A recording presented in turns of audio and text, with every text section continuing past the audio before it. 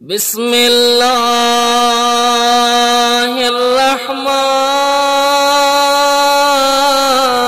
الرحيم.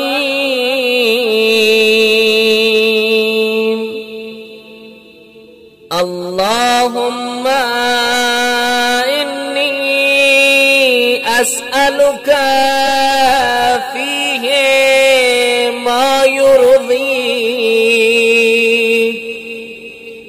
وأعوذ بك مما يؤذيك، وأسألك التوفيق فيه لأن أطيعك ولا أعصيك